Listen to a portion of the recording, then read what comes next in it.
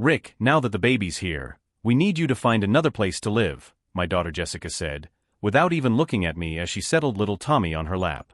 I was standing in the living room I had helped furnish, in the house I had helped buy, holding a cup of coffee I had just made for all of us. Her husband, Kevin, nodded beside her on the sofa, with that look on his face that said he had already made up his mind. It's temporary, right, Dad? Just until we find a bigger house, Jessica continued, but her tone made it clear that this was not a suggestion. It was an order. My name is Rick Thompson, I'm 62 years old, and I just found out that my own daughter was kicking me out of the house I helped buy. 6 months ago, when Jessica called me in desperation saying she couldn't afford the down payment on her dream home, I sold his apartment without a second thought. $45,000 of my retirement savings went straight into her account. It's just until we get settled, Dad. You can stay in the guest room in the meantime, she had promised with tears in her eyes.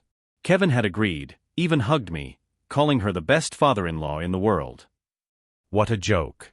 Now, 6 months later, with 3-week-old Tommy in her arms, Jessica was talking to me as if I were an inconvenient tenant. The guest room is going to be Tommy's room, Kevin explained, fiddling with his phone without looking me in the eye. And the office needs to be a playroom. There's no room for you. There's no room for me in the house I helped buy. I swallowed the lump in my throat and kept my voice steady. And where exactly do you expect me to go? Jessica finally looked at me, but his eyes were cold. Dad, you're a grown man. I'm sure you'll figure something out. We have responsibilities now. Responsibilities that did not include the father who had sacrificed his financial security for them. Kevin stood up, straightening his shirt. Look, Rick, I don't want to pressure you, but it would be good if you could be out by the end of the week. We're starting the renovation on Monday. A renovation paid for with the money left over from my $45,000. I could have yelled. I could have reminded her of every sacrifice I had made. I could have mentioned the nights I spent assembling cribs, painting walls, and doing all the repairs Kevin was too busy to do. Instead, I smiled. Sure. No problem at all. The surprise on her and his faces was almost comical. They expected drama, tears, pleas. What they didn't know was that I had spent 30 years working as a commercial property manager before retiring. 30 years learning about contracts, real estate regulations, and especially how to spot when someone was doing something they shouldn't. And Kevin had done many things he shouldn't. While Jessica rocked Tommy, thinking she had solved her dad problem, and Kevin went back to fiddling with his phone, satisfied with his small victory, I was already mentally reviewing some very interesting documents I had found on his desk last week. Documents he didn't know she had seen. I finished my coffee and put the cup in the sink. I'll start packing my things then. Thanks for understanding, Dad, Jessica said, but her voice sounded too relieved, as if a weight had been lifted off his shoulders. As I climbed the stairs to the bedroom that would no longer be mine, I couldn't help but smile a little.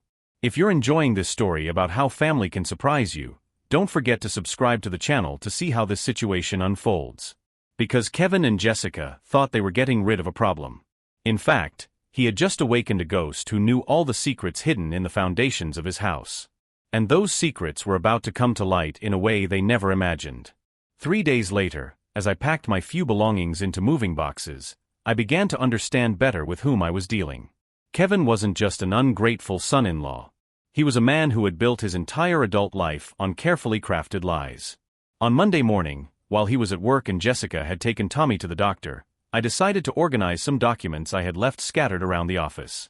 That's when I found, half hidden under a pile of bills, a folder that Kevin clearly didn't expect his wife to see. Inside, I discovered something that made his blood run cold. Kevin wasn't just a successful technology consultant, as Jessica always proudly told me about his company. He was a consultant who had falsified 3 professional references, invented a previous company that never existed, and was currently being investigated by the IRS for tax evasion. The documents were there, in black and white. Notices from the IRS, collection letters from clients who never received the promised services, and most interesting of all, a contract signed with a local construction company where Kevin identified himself as the sole owner of the house. Our house. The house that I had financed. I photographed each document with my cell phone, my hands shaking not from fear, but from a cold anger I hadn't felt in years. Kevin had not only lied about her professional situation, but had used my money to establish himself as the legal owner of the property, leaving Jessica as a mere co-owner in documents that she probably never read carefully. My daughter, who had always been brilliant at math but naive in personal relationships, had married a criminal. And that criminal was now kicking me out of the house I had made possible. When Kevin came home from work that afternoon, I was in the kitchen making coffee, as I always did. He walked in with that air of ownership, his tie loosened, talking loudly on the phone about a big deal he was closing. "Rick, have you started looking for an apartment?" he asked when he hung up, her voice laden with barely concealed impatience. "I'm getting organized," I replied calmly, pouring coffee into his favorite cup. The same cup he didn't know I had seen being used to hide small plastic bags with questionable substances. Yes, Kevin also had a little problem with recreational drugs. Cocaine, specifically. It explained the mood swings, the unexplained expenses, and especially the growing paranoia that made him want to keep me away from home. Good, because Jessica is eager to start decorating the baby's room. "She has lots of plans," Kevin continued, fiddling with his cell phone without looking me in the eye. Plans paid for with my money, I thought, but I just nodded. "Kevin, can I ask you a question?" I said, keeping my voice casual. He looked up, slightly surprised. I rarely initiated conversations with him. "How's work going?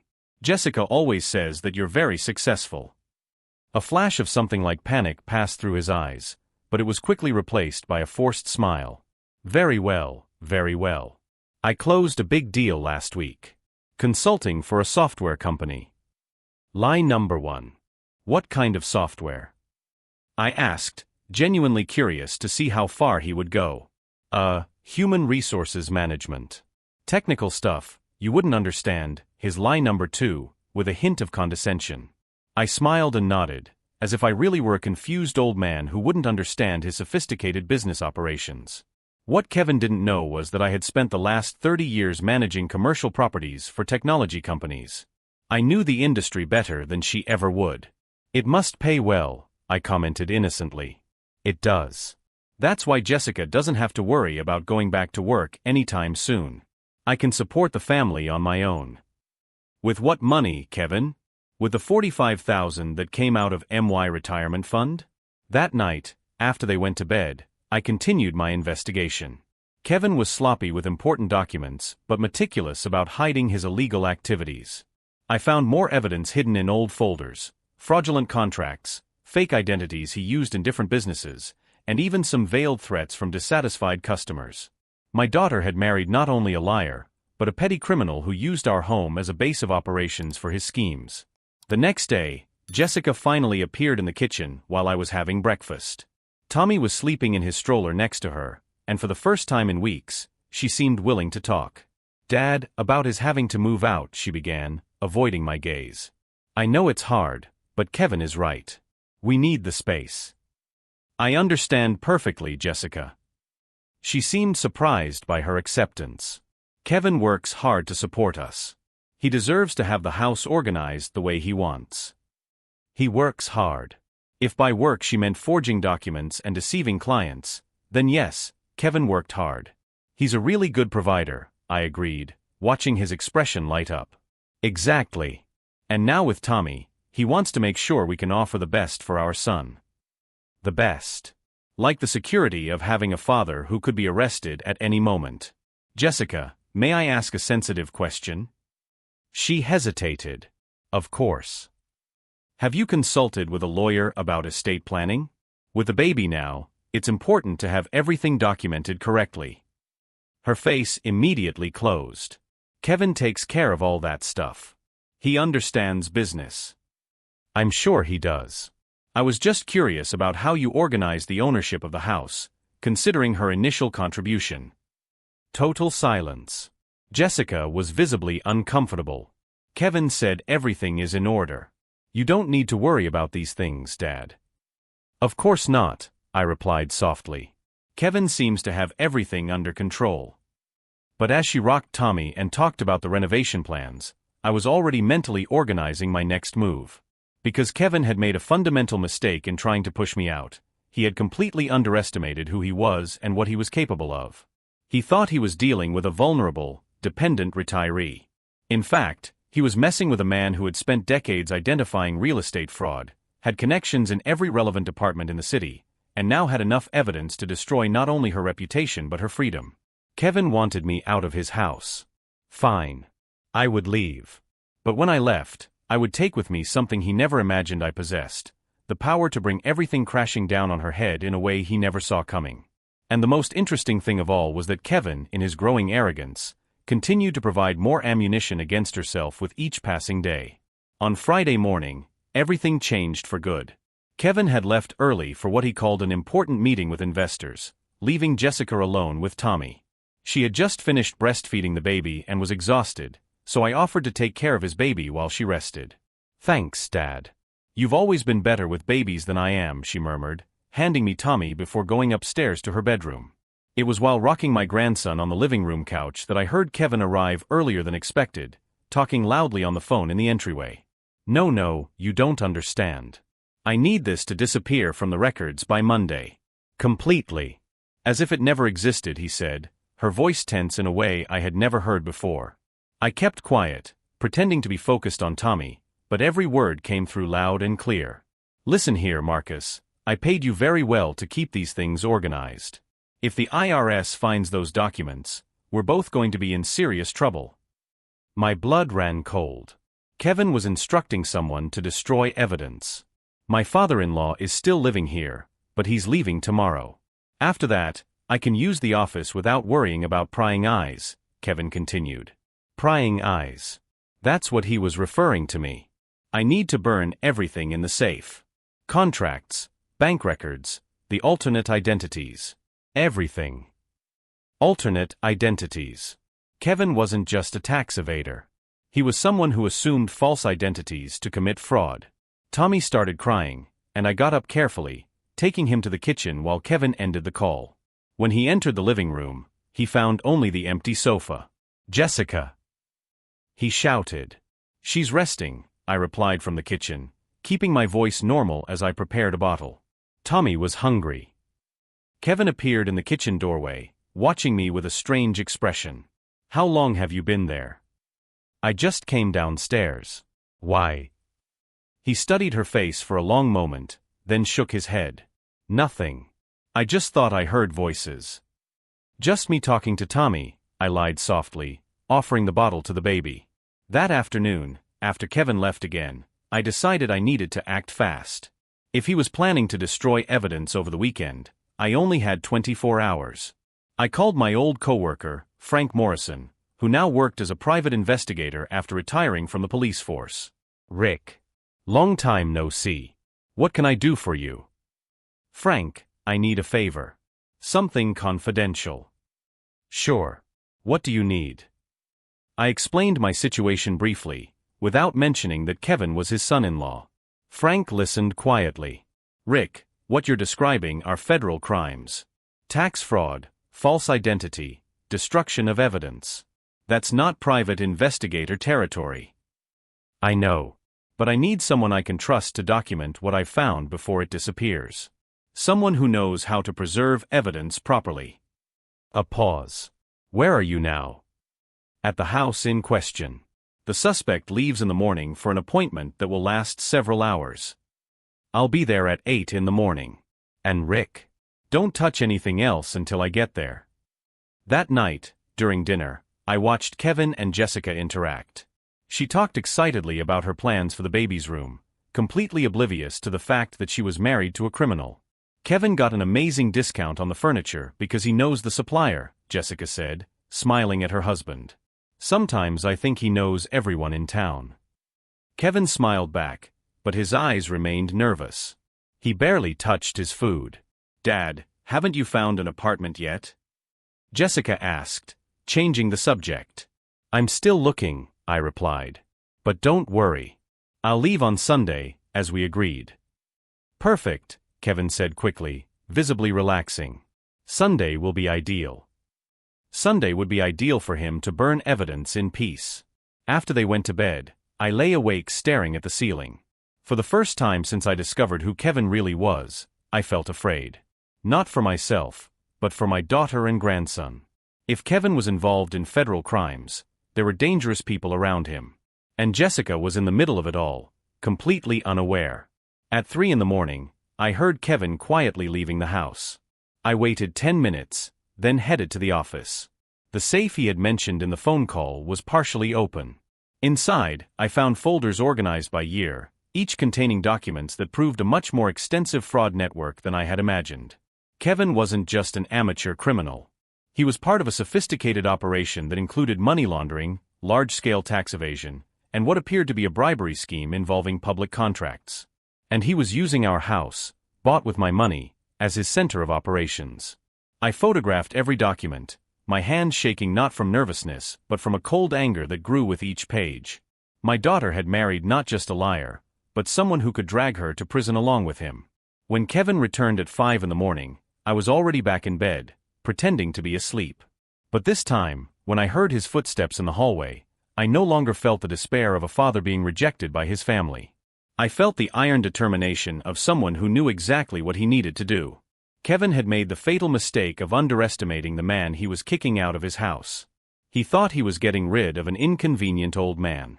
In fact, he had just awakened someone who not only had enough evidence to destroy him, but also the connections and knowledge necessary to do so in the most devastating way possible.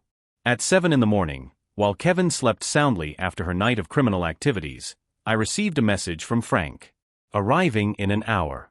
I hope he's prepared for what's coming. I looked out the window of the guest room that would no longer be his, watching the dawn light up the house she had helped buy. I was more than ready. Kevin wanted me out of my family's life. Fine. But when I left, I would take with me something he would never get back: her freedom, her reputation, and her ability to harm my daughter and grandson. The real game was beginning, and this time, I held all the cards. Frank arrived at 8 o'clock sharp, driving an inconspicuous sedan that didn't attract attention. 25 years of police and private investigation had taught her the importance of subtlety. "Rick," he said, shaking my hand firmly, "I hope you know what you're getting yourself into." "I know exactly," I replied, leading him inside. Kevin left 10 minutes ago for a meeting that should last until 2 in the afternoon. Jessica is at the pediatrician with Tommy. We have plenty of time. Over the next 90 minutes, Frank methodically documented every piece of evidence I had collected. He photographed documents, recorded videos of the hiding places in the office, and even collected samples of a white substance we found in a sealed envelope. "Rick, this is enough to send his son-in-law to federal prison for at least 10 years, Frank said, organizing the photos on his laptop. "Tax fraud, false identity, money laundering, possession of controlled substances. It's a solid case." "What about Jessica? If she really didn't know anything, she'll probably escape criminal charges." "But Rick," Frank looked at me seriously, "she's going to lose her house, her savings, everything. Are you sure you want to do that to her own daughter?" It was the question that had kept me awake for the last few nights. But then I remembered Kevin's words on the phone call, planning to destroy evidence. I remembered him calling me prying eyes, treating me like a threat to be eliminated. "Frank, Kevin isn't just a criminal. He's using my daughter and my grandson as human shields. The longer this goes on, the deeper she'll sink with him." Frank nodded. "I understand. So what's the plan?" "I need you, his contacts at the FBI, to take this evidence. But not today. I need a week." "A week for what?" "To get Jessica and Tommy out of the line of fire." For the rest of the morning, Frank explained to me how the federal investigation would work. First would come the search and seizure warrant, then the arrests, followed by the freezing of all assets linked to the crimes. "Her daughter will wake up one day and find she can't access her bank accounts, can't use her credit cards, and can't leave town," Frank explained. "And with a small baby, that's going to be devastating." That's exactly why I needed time. That afternoon, after Frank left, I began the first phase of my plan. I called my sister Carol in Denver. "Carol, I need a favor." "A big favor." "Sure, Rick. What do you need?" "Jessica is having some problems in her marriage. She needs a safe place to stay with the baby for a few weeks. Could you take them in his?" Carol didn't ask any questions. Our family has always been close like that. "Sure. When?" "Maybe next week. I'll call you when I know for sure." The next step was more delicate. I needed to convince Jessica to visit her sister without arousing Kevin's suspicions. That night, during dinner, I began my subtle campaign. Jessica, you look tired. Is having a baby harder than he expected? She sighed. I'm exhausted, Dad. Tommy doesn't sleep through the night, and Kevin has been working so much that I can hardly get any help. Perfect. Kevin working so much on his criminal schemes. You should visit Carol. Remember how helpful she was when you were little and I had to work double shifts? Jessica's eyes lit up slightly. It would be nice to see Carol. It's been over a year. Why don't you call her tomorrow? I'm sure she'd love to meet Tommy. Kevin, who had been quiet during our conversation, finally spoke up. I don't know if that's a good idea. Traveling with a small baby. Denver isn't that far, I said casually. And Carol has experience with children. It could give Jessica a well-deserved break. Maybe, Kevin muttered, but I could hear the tension in his voice. He didn't like the idea of Jessica being out of his control. Over the next 2 days, I planted more seeds. I mentioned how Carol had called me asking about the baby. I talked about how the mountain air might do Jessica good. I even suggested it would be an opportunity for Kevin to focus on work without distractions. Meanwhile, I continued my own preparations. I opened a new bank account in my name, transferring the few $1,000s I still had. If Kevin discovered my plan ahead of time, I would need my own resources. I visited a lawyer specializing in family law, explaining a hypothetical situation about custody of grandchildren when the parents are involved in criminal activities. Hypothetically, the lawyer said, if one of the grandparents could prove that the child was in a dangerous environment due to the parents' criminal activities, yes, there are legal options. Each piece fell into place. On Wednesday evening, Kevin came home more nervous than usual.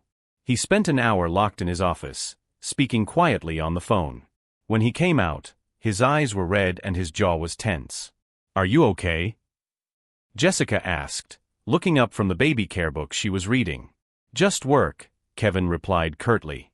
Some clients are being difficult. Difficult.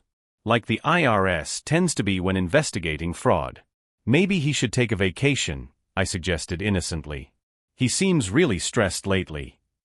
Kevin shot me a sharp look. I can't take a vacation right now. I have too many responsibilities. Sure. But Jessica could visit Carol. It would give you space to deal with those work issues without worrying about disturbing his baby. This time, Jessica supported the idea. Really, Kevin, a week with Carol could be great. Tommy keeps me up all night anyway. Kevin was silent for a long moment. I could see his mind calculating, weighing the risks. He wanted Jessica away during his destruction of evidence, but he also didn't want to lose sight of her. All right, he said finally. But only 1 week. And you call me every day. Sure, Jessica agreed, smiling for the first time in weeks. If you followed along this far, subscribe to the channel, because this story is just beginning to show how patience and planning can overcome any adversary. On Thursday night, Jessica called Carol and arranged the trip for the following Saturday. Kevin seemed relieved, probably imagining he would have 3 days of an empty house to carry out his criminal plans. What he didn't know was that I had instructed Carol to keep Jessica and Tommy in Denver indefinitely, using whatever excuse was necessary. A sudden illness of her, problems with the return flight, anything to buy time. Friday arrived with palpable tension in the air. Kevin could barely sit still, constantly checking his cell phone and laptop.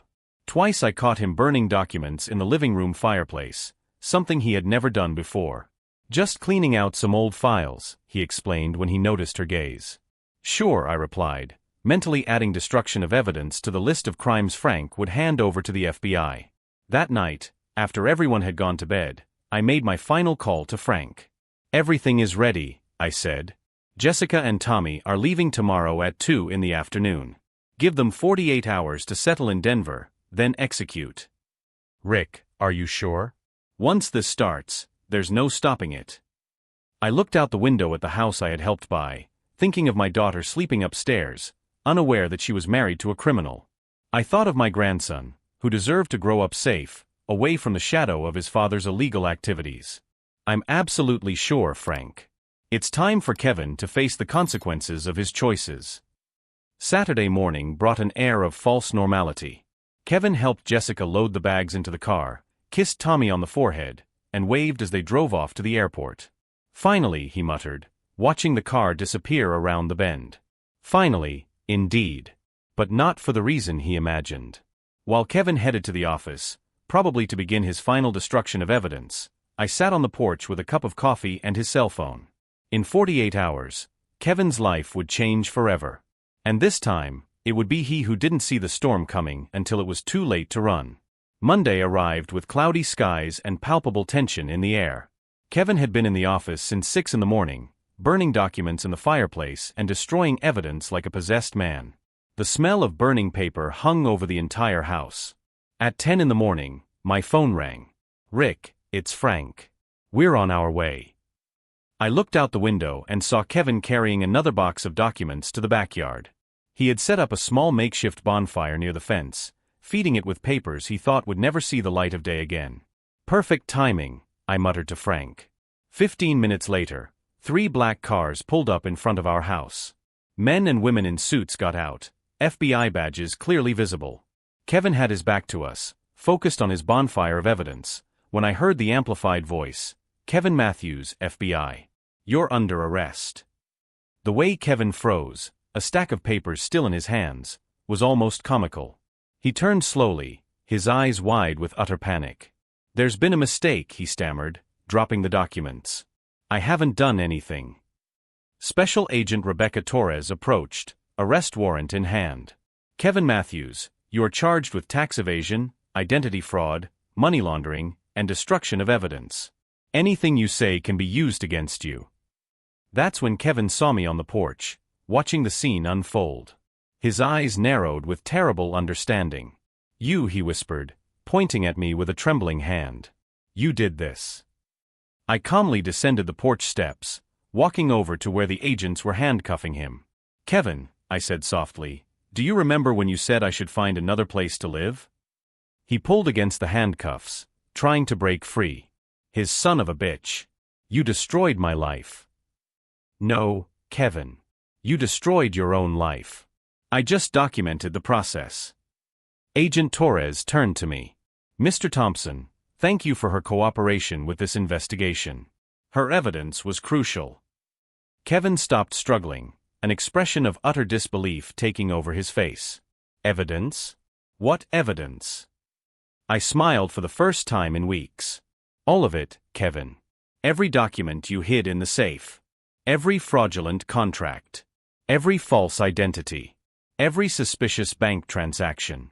And most importantly," I paused dramatically, "every phone conversation that his mind believed no one was listening to."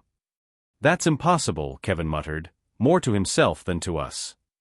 "I burned everything. I destroyed all the evidence." Agent Torres laughed dryly. "Mr. Matthews, you burned copies. The original evidence has been in the FBI's possession for 72 hours. The blood drained completely from Kevin's face. 72 hours? But that means that we began this investigation before Jessica traveled to Denver, I added calmly. Funny how things line up, isn't it? That's when Kevin understood the magnitude of what had happened. It wasn't just his arrest that I had orchestrated. It was the perfect timing to protect my daughter and my grandson. "Jessica," he whispered. "Where's Jessica?" "Safe," I replied. "Far away from you and all this mess." The agents began to lead him to the car, but Kevin resisted, turning to me one last time. "How?" he asked, her voice broken. "How did you find out everything?" "Kevin, you underestimated me from day one. You thought you were dealing with an inconvenient retired old man. In fact, you were playing with someone who spent 30 years identifying real estate fraud." I paused, savoring the moment. "Every lie you told, every document you forged, every scheme you set up, I recognized immediately. Because I've seen it all before, hundreds of times." Kevin shook his head in denial. "No, that's not possible. I was careful. I covered all my tracks." "You were arrogant," I corrected him. "You thought her superior intelligence was enough to fool everyone around you. But arrogance leads to carelessness, Kevin. And carelessness leads to mistakes. Lots of mistakes." As the federal agents put him in the back seat of the official car, Kevin shouted through the window, "You'll pay for this, Rick." Jessica will never forgive you for destroying her family. I walked up to the car window and leaned down, my voice low and firm. Kevin, Jessica didn't lose a family. She escaped one. And my grandson will grow up without a criminal for a father. I straightened up and patted the roof of the car. Good luck in federal prison. As the FBI cars drove away, taking Kevin to a future of 20 years behind bars, I stood alone on the porch of the house I had helped buy. My phone rang. It was Jessica. Dad, I just saw the news. They're saying that Kevin was arrested. That can't be right. I took a deep breath. This was going to be the hardest conversation of my life. Jessica, I need him to sit down. I have a lot to explain. Over the next 40 minutes, I told my daughter everything. Every crime Kevin had committed. Every lie he had told. Every piece of evidence I had collected. The silence on the other end of the line lasted an eternity. Dad, she finally said, her voice small and broken, did you know all this when they sent me away? I did. And you didn't tell me? Jessica, if I had told you, would you have believed me? Or would you have thought I was making up stories to cause trouble in his marriage? Another long silence. You're right, she admitted, starting to cry. I would never have believed you. I would have defended him against you. I know, sweetheart. That's why I needed you to see it with your own eyes. When the federal investigation discovers that the $45,000 that financed the purchase came from my legitimate retirement, while the rest came from criminal activities, I paused dramatically. Well, let's just say that the legal ownership of the house will become a very interesting question. Jessica stopped crying. What does that mean? It means, my dear, that when you come home with Tommy, it will be to a house that legally belongs to his name. No Kevin. No debts. No problems. What I didn't say was that I had spent the last 3 days consulting with attorneys specializing in asset recovery. Kevin had used my money to buy the house, then fraudulently declared himself the sole owner. When the legal smoke cleared, Jessica would inherit not only the house, but also all the assets Kevin had purchased with money from his criminal activities, including the luxury car, the jewelry he had given her, and an offshore bank account in the Caymans that he thought I didn't know existed. My daughter had started this story as the victim of a manipulative criminal. She would end up as the owner of everything he had built with lies. And Kevin? Kevin would soon discover that underestimating Rick Thompson had been the most expensive mistake of his life. True revenge was just beginning. 6 months later, I was sitting on the porch of the same house where Kevin had tried to humiliate me, watching Tommy take his first steps in the garden I had helped plant. Jessica returned from Denver 3 weeks after Kevin's arrest, stronger than when she left. The asset recovery lawyer had worked quickly. All assets purchased with money from criminal activities were legally transferred to her. Dad, you saved our lives, she said the night she returned, Tommy sleeping in his arms. I was so blind I didn't even realize I was married to a criminal. The house now belonged entirely to Jessica. Kevin's luxury car was sold, generating enough funds to pay off all remaining debts. The offshore bank account he thought I didn't know about yielded another $40,000, money he had stolen from clients over the years. Not only did my daughter regain her freedom, but she was in a better financial position than when Kevin was around. As for my former son-in-law, the news was not encouraging for him. Frank kept me informed about the progress of the case. Rick, Kevin tried to make a deal with the prosecutor last week, Frank told me during one of his visits. He offered to turn in some of his accomplices in exchange for a reduced sentence. And the FBI already had all his names. Her evidence was so complete that the investigation expanded to a network of 23 people. Kevin had nothing to offer. The conviction was swift and final. 22 years in federal prison, with no possibility of parole for 16 years. Her false identities had been used to defraud the government of more than $2 million over 5 years. His lawyer said Kevin asked about you during sentencing, Frank added with a wry smile. What did he want to know? If you planned it all from the beginning. If you always knew who he was. I smiled, remembering the day Kevin kicked her out of the house, so arrogant and confident. And what did you say? I said you're just a retiree who paid attention to the details he was too arrogant to hide. The truth was simpler than Kevin would ever understand. He wasn't defeated by an elaborate plan for revenge. He was defeated by his own arrogance and the assumption that a 62-year-old man would automatically be harmless. Jessica blossomed in the months that followed. She returned to work as a nurse, this time at a private clinic that offered better hours for single mothers. Tommy grew up surrounded by genuine love instead of the constant tension Kevin created in the house. "Dad, can I ask you a question?" Jessica said one afternoon as we watched Tommy playing in the garden. "Sure." "When Kevin told me to leave, why didn't you fight back? Why didn't you tell me what you knew about him?" I thought carefully before answering. "Jessica, if I had told you at that moment, would you have believed me or defended his husband?" She lowered her eyes. "I would have defended Kevin. And I probably would have cut off contact with you." Exactly. Sometimes true love means letting people discover the truth for themselves, even when it hurts. "But you risked losing his family." "No, honey. I risked everything to save his family." Kevin's case made local news. Newspapers covered the story of the respected consultant, who was actually a federal criminal. Some of the clients he had defrauded came to me, wanting to know how I had discovered what professional investigators had taken years to find. 30 years managing commercial properties, I explained. You learn to recognize when something isn't right. Kevin was good at deceiving people who wanted to believe him, but terrible at hiding evidence from those who really paid attention. The sweetest irony came 3 months after the conviction. The law firm that had represented Kevin in the purchase of the house contacted me. "Mr. Thompson, we would like to offer you a job. We need someone with her experience to identify real estate fraud for our clients." At 62, I began a new career as a consultant specializing in detecting financial crimes related to real estate. The salary was excellent, the work was flexible, and I could work from home, close to Jessica and Tommy. Kevin had tried to discard me as a useless old man.